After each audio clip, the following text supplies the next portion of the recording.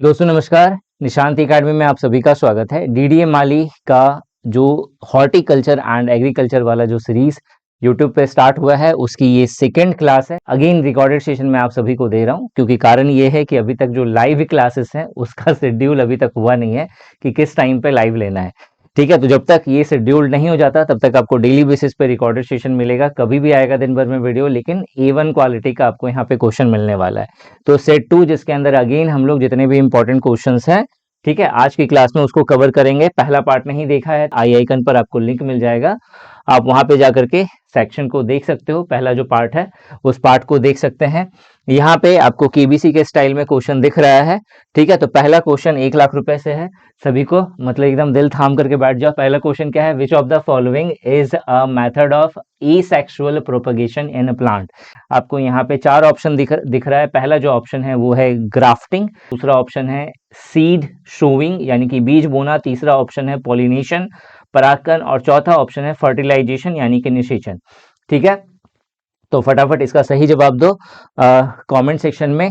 और देखो 1 लाख रुपए सबके बैंक अकाउंट में मैं ट्रांसफर कर रहा हूं अभी। ठीक है, तो देखो यहाँ पे, so which of the following is a method of asexual reproduction in plant. Plant में एसेक्सुअल रिप्रोडक्शन यानी कि अलैंगिक प्रजनन या फिर प्रवर्धन, ठीक है, ये जो विधि है इससे जुड़ा हुआ क्वेश्चन है। तो आपको ऑप्शंस दे करके देखो, ऑप्शन एलिमिनेशन जरूर आना चाहिए स्टूडेंट्स को। यहाँ पे आप देख रहे होगे फर्टिलाइजेशन और पॉलिनेशन। पॉलिनेशन मतलब परागकण, ठीक है, और दूसरा जो फर्टिलाइजेशन है ये दोनों सेक्सुअल रिप्रोडक्शन का पार्ट है, यानी कि जो लैंगिक प्रजनन है उसका पार्ट है, तो ये दोनों तो होगा नहीं। सीड सोविंग मतलब बीज को बोना, ठीक है, तो बीज बोना जो है ये कोई रिप्रोडक्शन नहीं है।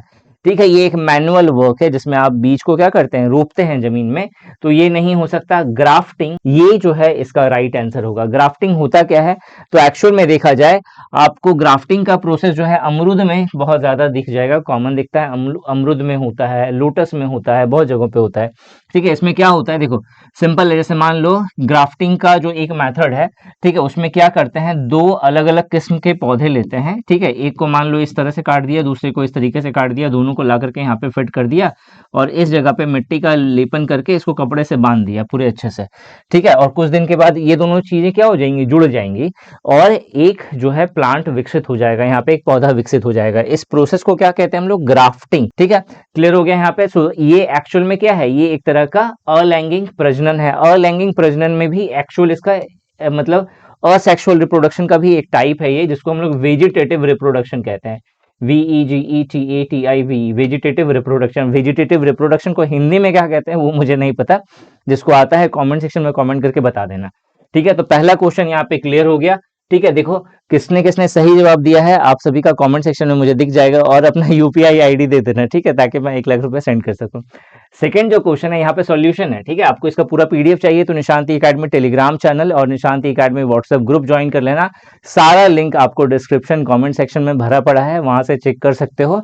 ठीक है, सब कुछ मिल जाएगा। ठीक है, अब यहाँ पे देखो सेकंड नंबर का क्वेश्चन है, the most suitable soil for nursery rising is. ठीक है, जो नर्सरी जो होती है, जो छोटे लेवल पे जो आपका बगान वगैरह सब बनता है, बगीचा जो बनता है, ठीक है, उसके लिए जो है सबसे उपयुक्त मिट्टी क्या है? तो आप देखोगे कि आप अगर छोटा सा बगीचा बना रहे हैं, एक नर्सरी बना रहे हैं अपने घर में, तो जो सबसे सुटेबल मिट्टी होगी वो कौन सी मिट्टी होगी? दोमट मिट्टी, एल्यूवल सॉइल, जिसको लूमी सॉइल भी कहते हैं। क्यों होगा? क्योंकि हर चीज जो है इसमें आप देखोगे एवरेज, मतलब एक होता है ना कोई एक पर्टिकुलर चीज में दक्ष होना, ठीक है, कोई होता है ओवरऑल 360 डिग्री का एंगल में हर चीज में बेस्ट है भैया, मतलब बैटिंग भी करने आता है, बॉलिंग भी करने आता है, फील्डिंग भी करने आता है, सब आता है, सब चीज में एक्सपर्ट हो गया। ठीक है, ऐसा कौन सा क्रिकेटर है, नाम बताओ, जिसको जो हर चीज में एक्सपर्ट है? ठीक है, कमेंट सेक्शन में कमेंट करके बताना। तो यहाँ पे जो हर चीज में एक्सपर्ट है वो कौन है? मेरा लूमी सॉइल। तो इसका जो राइट आंसर होगा वो कौन होगा? मेरा लूमी सॉइल। ठीक है, थर्ड नंबर के क्वेश्चन पे आते हैं। थर्ड नंबर का क्वेश्चन है, which plant group has a woody steam and medium height.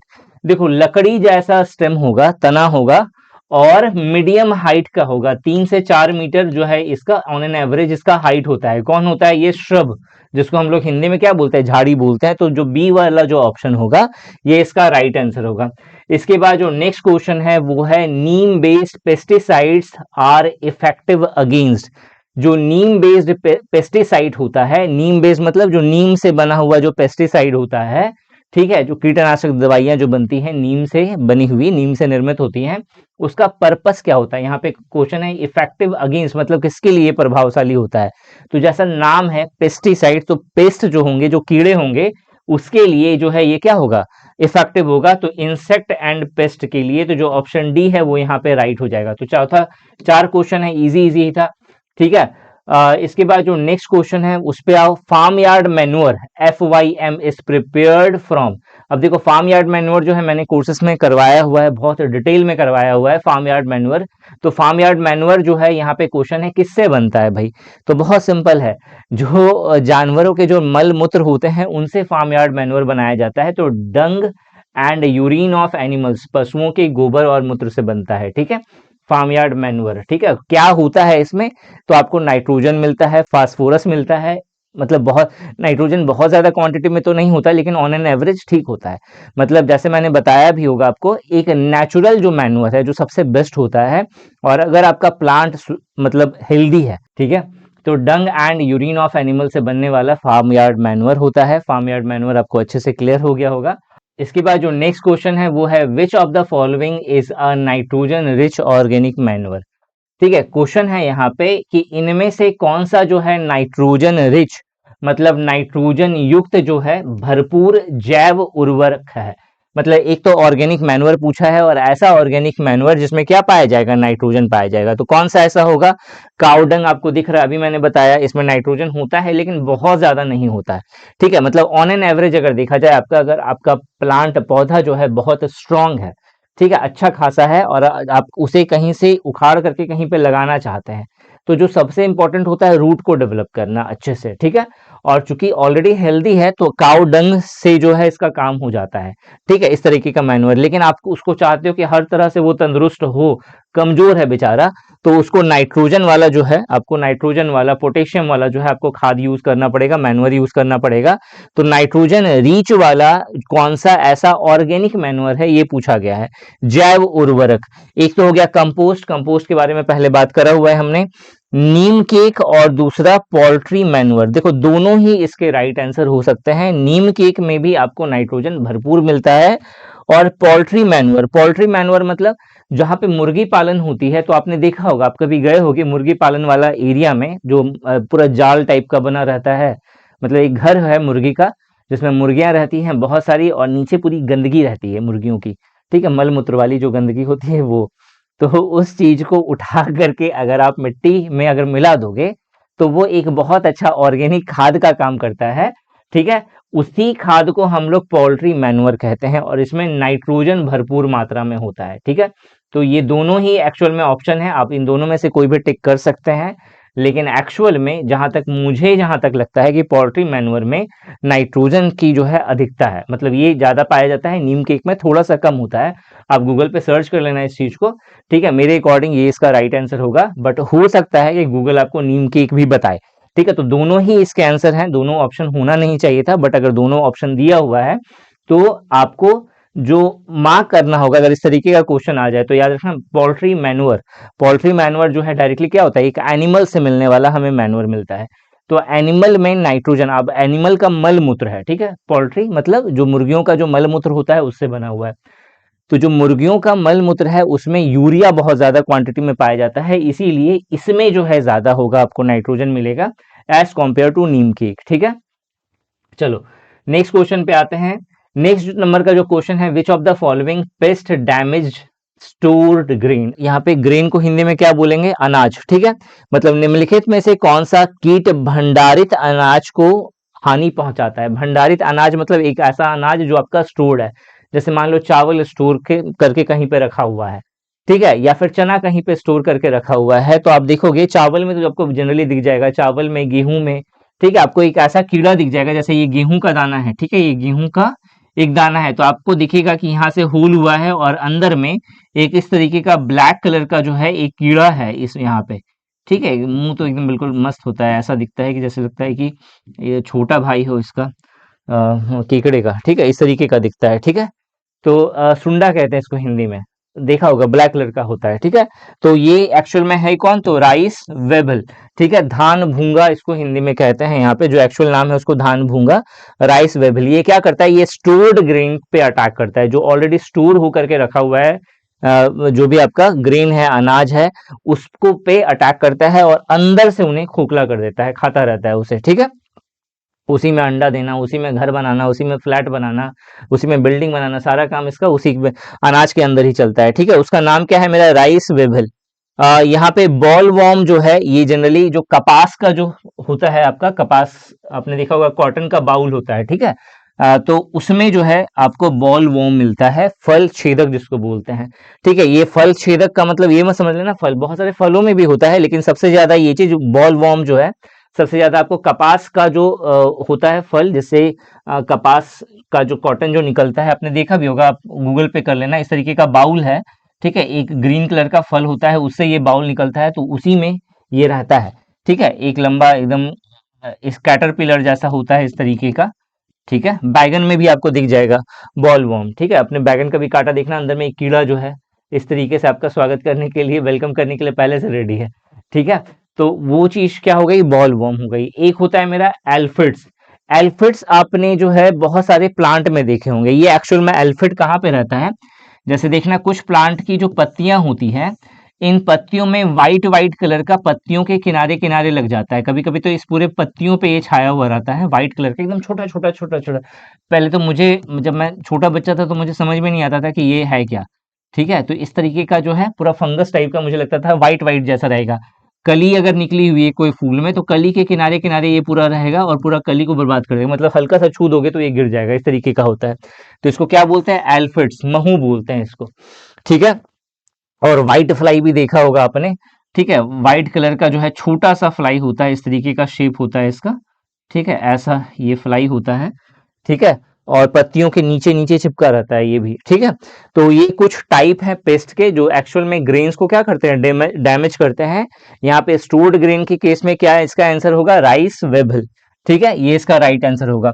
चलो नेक्स्ट क्वेश्चन पे आते हैं। नेक्स्ट है a fertiliser that contains all the three type of nutrients. एक ऐसा फर्टिलाइजर जो जितनी भी इंपॉर्टेंट न्यूट्रिएंट है, प्राइमरी जो न्यूट्रिएंट है, इन तीनों को कैरी कर सकता है, उसको क्या कहेंगे, तो उसका जो राइट आंसर होगा वो होगा मेरा कॉम्प्लेक्स फर्टिलाइजर, ठीक है।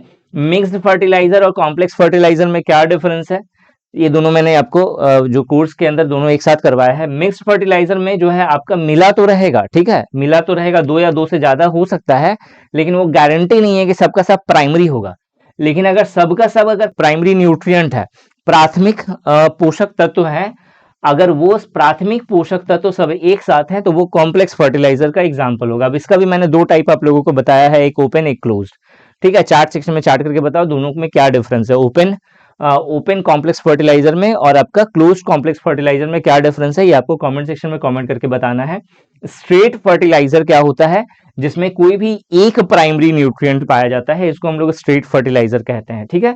तो इसका जो राइट आंसर होगा वो क्या होगा, कॉम्प्लेक्स फर्टिलाइजर, ठीक है। नेक्स्ट क्वेश्चन पे आते हैं। नेक्स्ट है which of the following is an example of perennial plant. बच्चा वाला क्वेश्चन है, ठीक है। बहुवर्षीय पौधा कौन सा है, तो आंसर होगा यहाँ पे मैंगो, ठीक है। अभी ये टॉपिक करवाया नहीं है, करवाएंगे तो कवर हो जाएगा ये सब भी, ठीक है। आपको कोर्स के अंदर एक चीज और मिलेगी, ठीक है, जो मतलब जो कॉन्सेप्ट तो कर ही रहे हैं, कॉन्सेप्ट करने इनफ नहीं होगा, इसके बाद जो है मैराथन सेशंस जो है, ये तो सारी तो आपको कोर्स के अंदर मिलेंगी ही, जो यूट्यूब पे जा रही हैं। इसके अलावा जो है, इसके अलावा आपको वन लाइनर भर के मिलेगा, ठीक है। कम से कम 1000-2000 वन लाइनर के क्वेश्चन हम लोग कवर करेंगे, हॉर्टिकल्चर एंड एग्रीकल्चर का। एक अभी क्वेश्चन आपका छूटेगा नहीं पेपर में, अगर आपने अच्छे से चीजों को समझ लिया तो, ठीक है।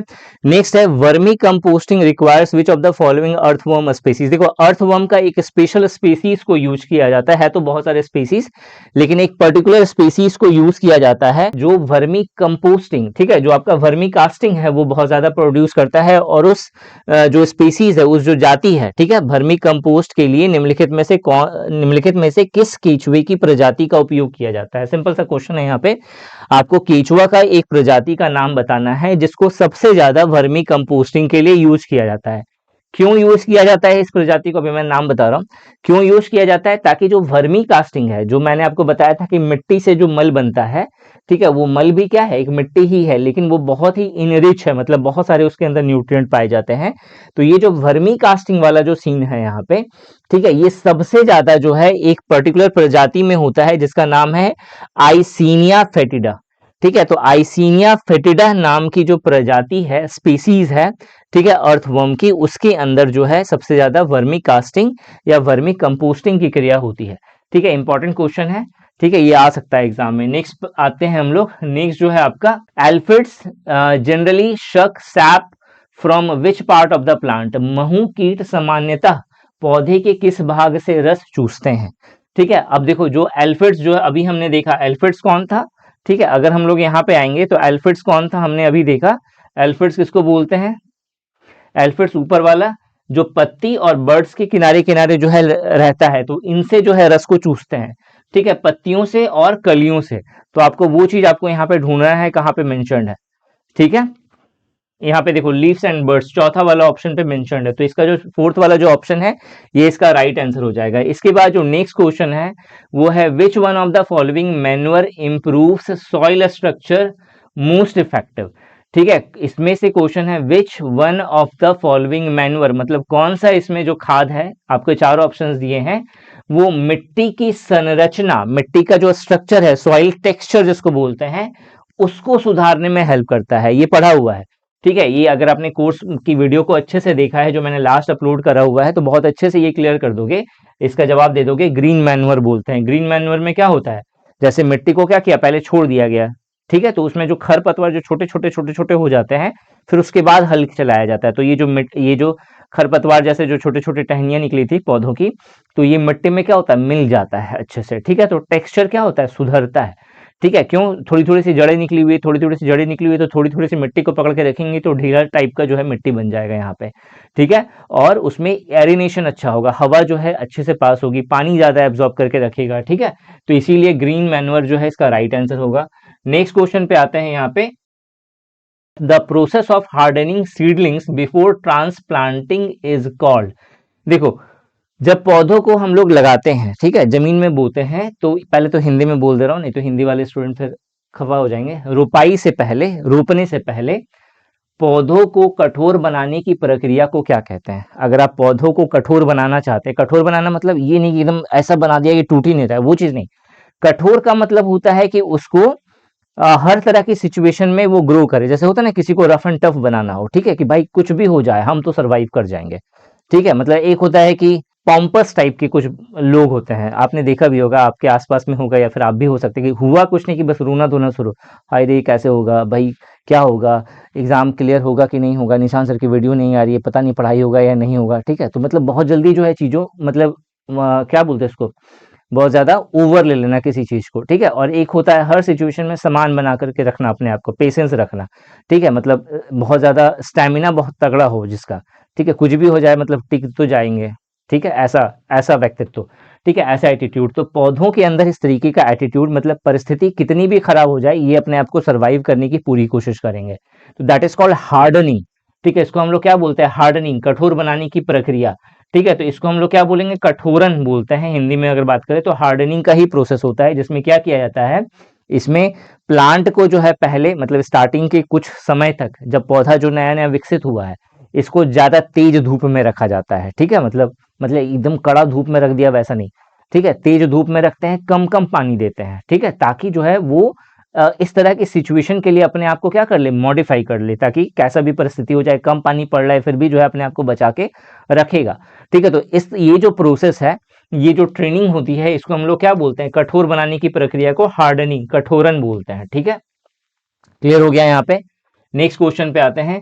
नेक्स्ट नंबर का जो क्वेश्चन है यहाँ पे, main function of root hair in plant. ये तो बच्चा वाला क्वेश्चन है, सबने आपने पढ़ा होगा 8 9 10 में। जो रूट हेयर होता है इसका काम क्या होता है, वाटर को एब्जॉर्ब करना, जल को अवशोषित करना, किससे, जमीन से, और जल के साथ साथ क्या अवशोषित करना, मिनरल्स को, खनिज पदार्थ को, खनिज तत्वों को अवशोषित करना। तो बस आपको वो ढूंढना है, to absorb water and mineral, यानी कि जो सेकंड नंबर का जो ऑप्शन है ये इसका राइट आंसर हो जाएगा। इसके बाद जो नेक्स्ट क्वेश्चन है, the best method to control weeds in flower bed. ठीक है, जो फ्लावर बेड होता है उसमें वीड को कंट्रोल करने का, वीड मतलब जो खरपतवार हो गई, ठीक है, खरपतवार हो गई, फ्लावर बेड, ठीक है, मतलब फूलों की क्यारियां में जो खरपतवार जो उग जाती हैं उसको नियंत्रित करने का बेस्ट मेथड क्या है। ठीक है, देखो अब ये जो क्वेश्चन है इसका आंसर दो तरीके से हो सकता है। अगर यहाँ पे ऑप्शन में आपको मल्चिंग दिख गई, ठीक है, या मुल्चिंग दिख गई, तो वही राइट आंसर होगा, क्योंकि खरपतवार को हटाने का चाहे मतलब कैसा भी, मतलब यहाँ पे तो आपको ये दिया हुआ है ना, क्या बोलते हैं इसको, फ्लावर बेड दिया हुआ है।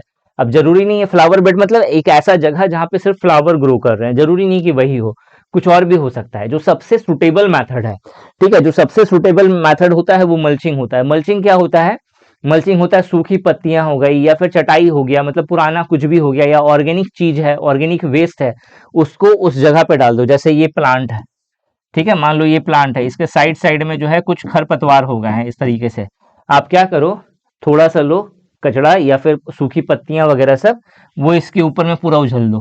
ठीक है, आपने उझल दिया तो ये जो छोटे पौधे होंगे वो क्या हो जाएंगे, दब जाएंगे इसके अंदर, ठीक है, धीरे धीरे करके दब जाएंगे, तो ये बच जाएगा, सर्वाइव हो जाएगा। तो सबसे बेस्ट मेथड होता है मल्चिंग का, ठीक है, ठीक है, या मुल्चिंग का। लेकिन यहाँ पे ऑप्शन नहीं दिया हुआ है, तो जब ऑप्शन नहीं दिया हुआ है मुल्चिंग का, तो जो राइट आंसर होगा वो होगा हैंड वीडिंग्स। हैंड वीडिंग मतलब हाथ से उखाड़ उखाड़ के फेंको, यही उपाय है, नहीं तो फिर फूल का पौधा खराब हो जाएगा। ठीक है, तो यहाँ पे जो राइट आंसर होगा वो क्या हो जाएगा, हैंड वीडिंग। ठीक है, तो ये था आज का पूरा सेशन, जहाँ पे मैंने आपसे जितने भी इंपॉर्टेंट क्वेश्चंस बन सकते थे आज की क्लास में वो मैंने आपको कवर करवाया। इसी तरीके से सीरीज आएगी पूरी की पूरी, आपका एग्जाम तक ये चलेगा। ठीक है, और अगर आप डीडीए माली का बेस्ट प्रिपरेशन करना चाहते हैं तो निशांत ई अकेडमी एप्लीकेशन प्ले स्टोर से डाउनलोड कर लीजिए, या nishantiacademy.com हमारी साइट है, वहाँ पे जाकर के आप कोर्स परचेज कर सकते हैं। दो तरीके का कोर्स है, एक है फुल पैकेज जहाँ पे हम लोग आपका पूरा सिलेबस डीडीए माली का वो कवर कर रहे हैं, और दूसरा है स्पेशल पैकेज जिसमें सिर्फ जो पार्ट 1 है, जिसमें एग्रीकल्चर एंड हॉर्टिकल्चर वाला जो टॉपिक है वो कवर करके हम आपको दे रहे हैं, वीडियो क्लासेस के साथ, नोट्स के साथ, टेस्ट सीरीज के साथ, और बहुत ही अफोर्डेबल प्राइस पे।